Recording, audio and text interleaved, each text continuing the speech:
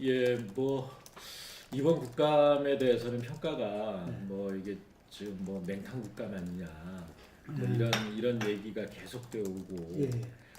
그다음에 처음에는 뭐 이 저 그 기재부 이그 재정 정보 유출 사건 예. 때문에 뭐 이 굉장히 이 설왕설래를 하다가 이제 맹탕으로 끝난다 그러다가 나중에 이 뭐 저 이 그 호랑이 코끼리를 잡은 것처럼 네.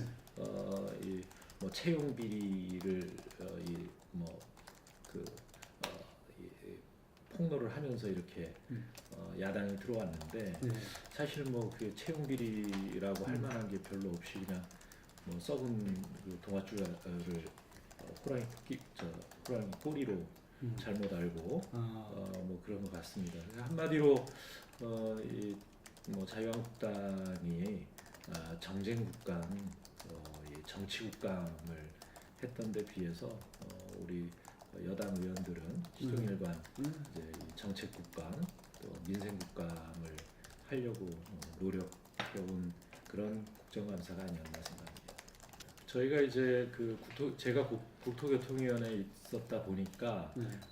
이 엊그저께 이 서울시 국감을 실제로 했습니다. 네. 가서 보니까 정말 그 뭐 태산명동의 서일필이라는 말도 있는데 네. 뭐 서일필이 아니라 쥐새끼 한 마리 이 제대로 된 저 증거나 제보 하나 없이 단지 그냥 의혹만 제기한 것에 불과했어요. 거기에다가 각종 이제 뭐 이 그럴듯한 말을 갖다 붙여서 뭐 이 채용 비리니 또는 뭐 무슨 뭐 고용 그 세습이니 뭐 별 얘기를 다 갖다 붙여놨는데 실제로 그 지탄받을 만한 이 이야기들은 별로 나오질 않는 결국 그 뚜껑을 열어보니까 아무것도 없는 거죠. 당시에 이그 자유한국당의 네. 유민봉 의원이 이제 이 자료 요구를 하면서 서울교통공단에 뭐 이 친인척이 뭐 1,900여 명 있다. 그 다음에 이제 뭐 70% 80% 이상이 친인척으로 보인다. 이런 이야기로 굉장히 크게 부풀렸거든요. 네. 그런데 실제로 보니까 서로 간의 이 그 의사소통 과정에서 이 말을 잘못 이해해서 친인척이라고 응답한 사람이 11.2%인데 마치 그 전체 조사가 11.2%밖에 조사가 안 됐는데 1,900명이 넘은 것처럼 이렇게 보고 한 거예요. 그 다음에 이것이 이제 이 정규직으로 전환하는 과정에 마치 저 채용 비리가 개입이 돼서 친인척들을 비정규직으로 채용한 다음에 정규직으로 전환함으로써 일테면 정규직을 준비하고 있는 취준생들이라든가 이런 이 정당하게 취업을 하려고 하는 사람들의 권리를 빼앗은 것처럼 이렇게 이제 이야기를 하니까 다른 야당들도 다 여기에 이제 가세를 한 거죠. 근데 실제로 내용을 들여다보니까 일테면 그럴 소지가 있는 사람들은 이렇게 저렇게 다 제하고 나니까 불과 23명이었어요. 그러니까 비정규직으로 채용이 돼서 정규직으로 전환된 그 채용 과정에 뭐 시험을 봤다든가 이런 그 객관적인 과정이 아니고 일테면 뭐 그것도 규정에 따른 거긴 하지만 면접과 뭐 서류 심사 정도로 이 채용이 된 사람들은 23명에 불과했던 겁니다.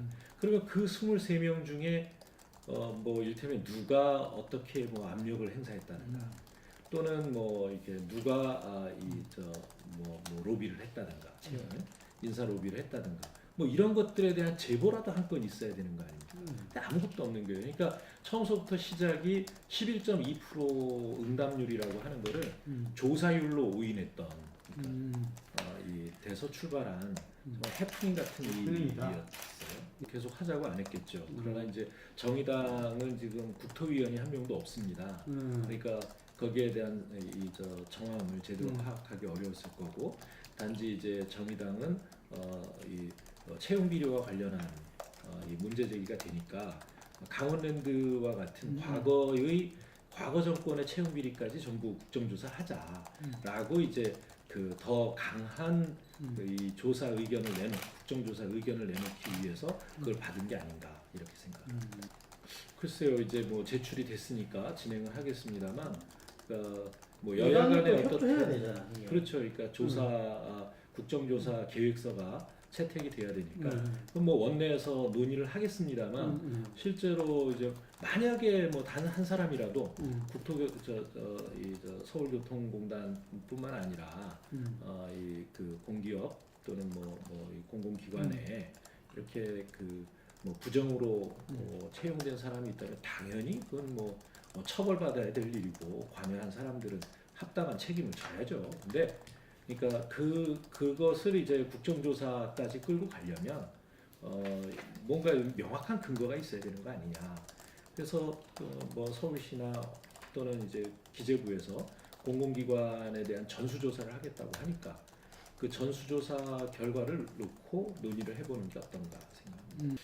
글쎄요, 좀 뭐 넌센스 같은 일 아닌가요? 저희들한테 민주노총은 오히려 이 촛불혁명 정신을 제대로 구현을 못하고 있다면서 오히려 비판하고 있는데 그러니까 자유한국당 눈에는 그렇게 보일 수도 있겠다 생각은 할 수 있죠. 아무튼 그 52시간 근로제에 대한 보완 입법을 하겠다 이렇게 이제 그 정부가 발표하니까 뭐 거기에 대해서 뭐 발끈하고 있거든요. 뭐 그런 것만 봐도 이를테면 뭐 배후라고 이야기할 만한 게 있을까 싶습니다. 우선 판문점 선언에 대한 그 비준 문제를 먼저 해결을 해야 되겠고요. 그다음에 이제 우리가 정부 국정과제 이행을 위한 법안을 52개 입법과제로 선정을 했습니다. 그 중에는 이제 공수처법 같은 이런 이제 개혁 입법도 있고요. 또 부동산 대책에 대한 후속 입법, 또 이제 공정거래법 전면 개정과 같은 이런 이 공정 성장을 위한 그 제도적 그 기틀을 마련하는 이런 것들 등등 해서 뭐 민생 경제와 관련된 법안들 이런 것들이 있는데요. 뭐 최선을 다해야 한다 이렇게 생각을 하고요. 예산안과 예산 부수 법안은 또 이 국회법에 있는 선진화 프로세스에 따라서 이 여야 간의 심의를 하고 또 기한에 맞춰서 처리를 하면 되지 않을까 싶습니다. 이 보건의료계에서의 반대는 뭐 지금도 여전합니다. 예. 그런데 이제 우리 당에서 또는 이제 정부에서 판단을 할 때는 이 박근혜 정부 때나 또는 그 이전 이명박 정부 때에는 정부 자체가 무조건 이제 그 규제를 다 풀어버리고 그렇게 하는 것이 이제 이 경제 발전에 도움이 된다라는 그런 입장이었기 때문에 그런 정부가 어디까지 갈지 제어를 하기가 어려운 상황이었죠. 그러나 이제 그 지금 문재인 정부는 기본적으로 이제 그러니까 그 국민의 생명이라든가 안전과 관련된 그 규제는 그 완화하면 안 된다라고 하는 그런 입장도 가지고 있고 또 근본적으로 이제 의료의 공공성 이런 부분들은 그 원칙으로 지켜나갈 것이기 때문에 그런 이제 세부적인 사안에서의 규제 완화라고 하는 거는 필요에 따라서 할 수 있다는 생각을 하고 있는 거죠. 약간 달라진 겁니다. 그런 면에서. 수표 예산이라고 하지만 저희들이 생각할 때는 균형 예산이다 이렇게 생각합니다. 왜냐하면 그동안 이 몇 년 동안 그 지난 그 박근혜 정부 초반서부터 그런 일이 있었죠. 그러니까 그 세수를 과소 추계를 하는 겁니다. 그러니까 정부가 의도적으로 세수를 과소 추계함으로써 그러니까 예산을 균형 예산을 짜야 되는데, 그러니까 이 실제로 세금이 거치는 것보다 세출 예산은 결과적으로 작게 되는 그래서 축소형 예산을 한 거예요. 사실상 경제가 어렵다라고 이야기하면서도 실제로는 세수보다 세출이 적은 긴축 예산을 편성한 셈입니다. 그렇게 긴축 예산을 편성하면서 어떻게 이 경제를 이 그 경기를 살리려는 생각을 했는지 저 참 의아할 정도입니다. 그래서 이 흐름은 이제 올해 예상까지도 이어져서 올해도 이 세수 초과 수익이 그러니까 그 세금이 한 20조 정도가 더 거치고 있지 않습니까? 그래서 그 20조만큼을 정부가 지출을 해야 그나마 경제가 이 성장 잠재력이 자꾸 떨어지고 있기 때문에 성장률을 좀 받칠 수가 있는데 그래서 지금까지의 어떤 이 재정 당국의 자세는 굉장히 그러니까 축소형의 긴축형 재정 운영을 해왔다는 면에서 보면 저희는 지금 이거를 뭐 그렇다고 그 확장 예산을 하고 있다라고 보기보다는 그러니까 그 균형을 잡았다. 오히려 이렇게 보는 것이 맞습니다. 그래서 뭐 이런 부분들에 대해서는 뭐 야당에서도 더 이상 이 문제 제기를 하기는 좀 어렵지 않을까 생각하고요. 또 이제 그 법안 그러니까 선진화법이 있으니까 그 절차에 따라서 심의해 나가면 되지 않을까 싶습니다. 이 부분은 이제 뭐 민심 그대로라는 말이 결국은 이제 그 국민들의 그러니까 지지를 그대로 그러니까 그 의석에 반영되도록 그러니까 지지율이 의석에 반영되도록 하는 그러니까 그런 그 제도 이것을 이제 비례성을 높인다 이런 말로 표현하는데 그러니까 이 비례성을 높인 그런 선거제도로 가야 된다는 데 대해서는 뭐 이견의 여지가 없습니다. 그 다만 이제 그렇게 하기 위해서는 어느 쪽이든 국회가 결단을 해야 되거든요. 그러니까 이게 이제 이 비례성을 높이는 방법 중에 가장 좋은 방법은 그 비례대표 의석을 늘리는 겁니다. 그래서 이제 연동형 비례대표라고 해서 이제 독일이 쓰고 있는 방법인데 그러니까 소선거구제에서 선출된 의석비가 만약에 정당 투표율보다 적을 경우에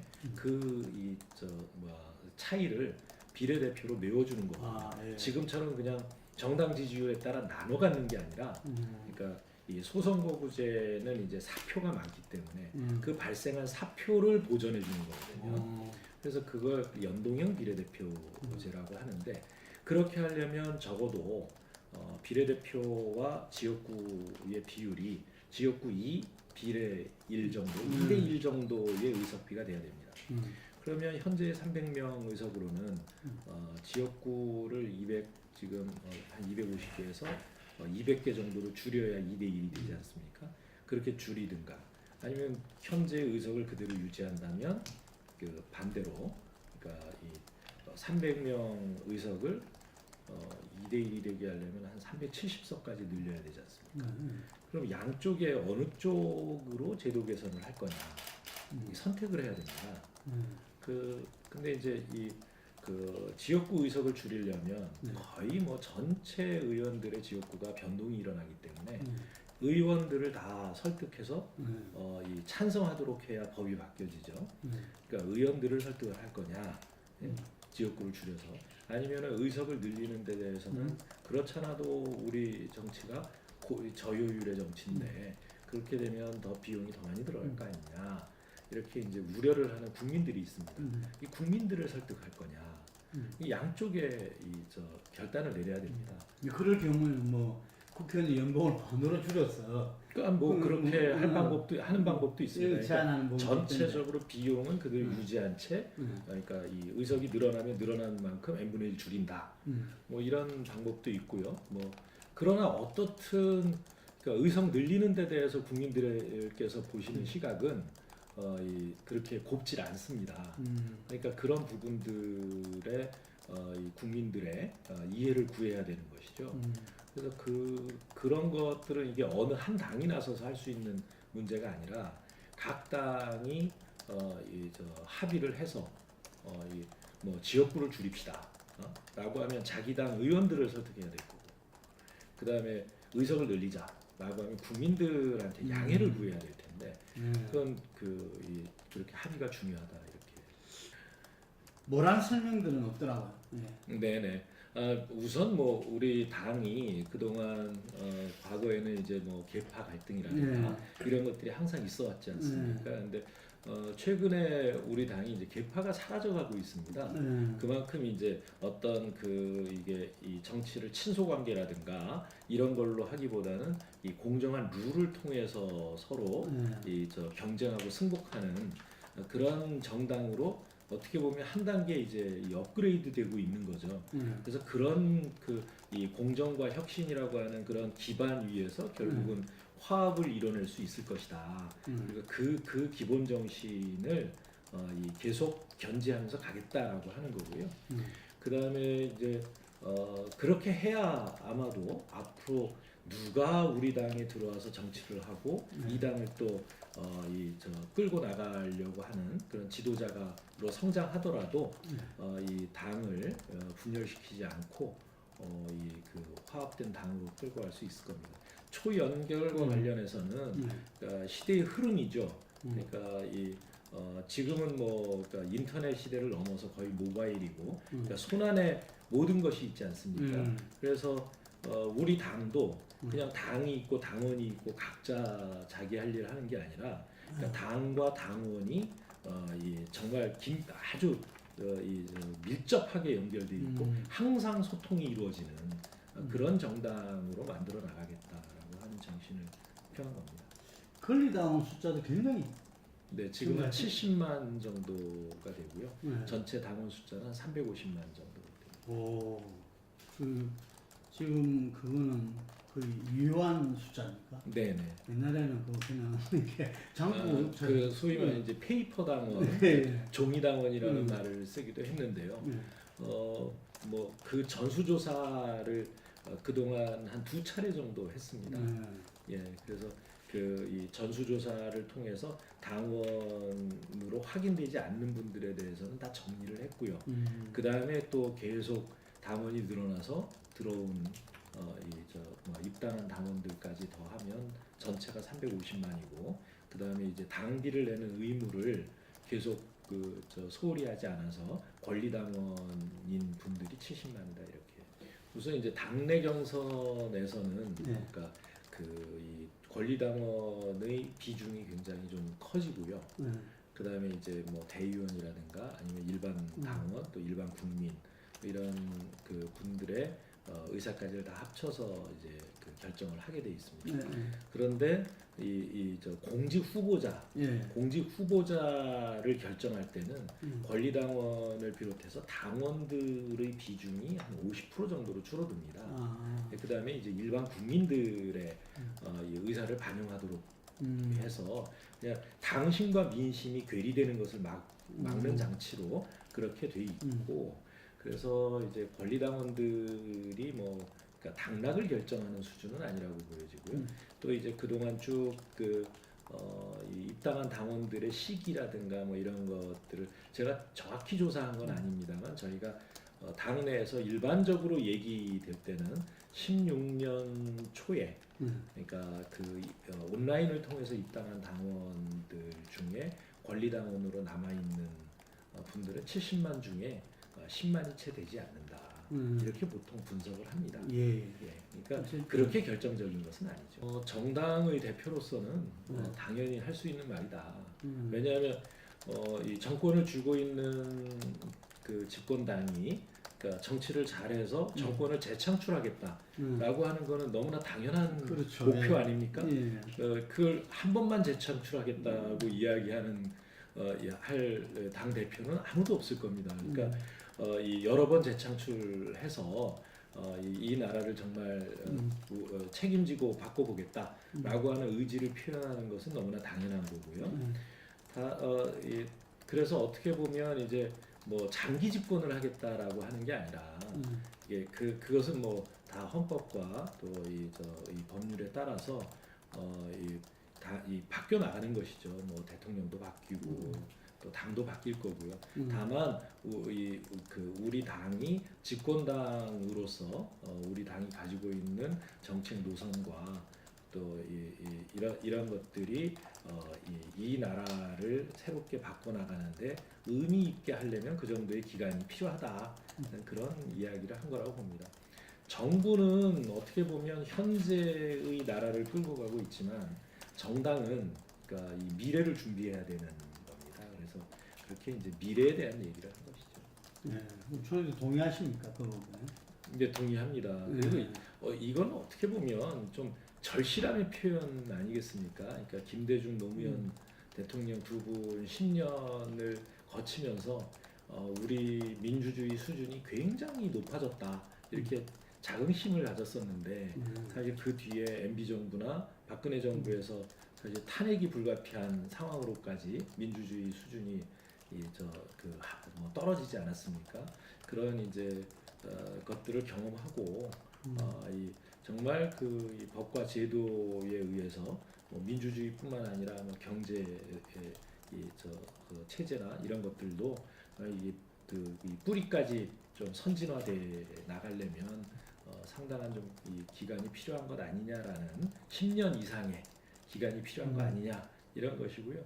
대개 유럽 선진국들도 보면 선진국의 기틀을 닦은 집권 시기 그 수상이라든가 대통령이라든가 이런 분들이 대개 한 15년 안팎의 기간 동안 집권을 하면서 사회적 대타협을 이뤄낸다든가 또는 그 대개혁 법안이라든가 이런 것들을 만들어낸다든가 이런 일들을 했던 걸 볼 수 있거든요. 그러니까 지금까지 이제 과거의 체제에서 좀 미래로 우리 국가가 좀 한 단계 더 높아지려면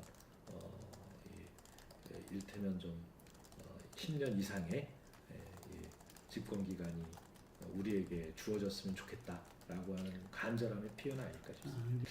그러니까요, 지금 이제 경기도 인구가 1,350만이 됐어요. 서울 인구는 이제 오히려 좀 줄어서 900만 정도입니다. 그러니까 과거에 그 서울 1,000만, 경기도 1,000만 할 때와는 확실히 달라졌죠. 특히 이제 동북부 지역은 과거에 이제 전부 합쳐도 100만이 되지 않았었는데 지금은 이제 200만이 넘고 있습니다. 그러니까 의정부, 양주, 동두천, 포천, 연천 이쪽이 한 100만 되고요. 그다음에 이제 구리, 남양주, 가평, 양평 이쪽도 한 100만 되고.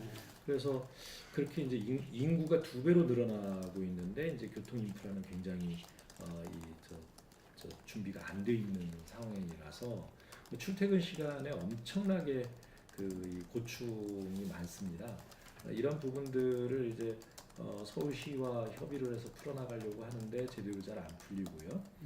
그래서 이제 이를테면 광역교통청, 수도권 광역교통청 같은 좀 강력한 행정 권한을 가지고 있는 그런 기관이 생겨서 이게 이제 문재인 대통령의 공약이기도 합니다. 그래서 그런 게 생겨서 이게 수도권 전체의 이 주민들의 그 요구를 충족시키는 또 필요하다 그러면 서울 사람들은 차가 너무 많이 들어와서 이를테면 그 공기도 안 좋아지고 주거 환경이 나빠진다라고 하면 오히려 친환경 대중교통 수단들을 주로 이렇게 배치를 하면서 이를테면 무슨 다른 나라 같은 데 가면 이런 것도 있지 않습니까? 4대 문항 같은 데는 들어오려면 이 별도의 이 비용을 부담하라든가 그런 이게 유료화한다든가 이런 여러 가지 정책들을 구상할 수 있을 겁니다. 그래서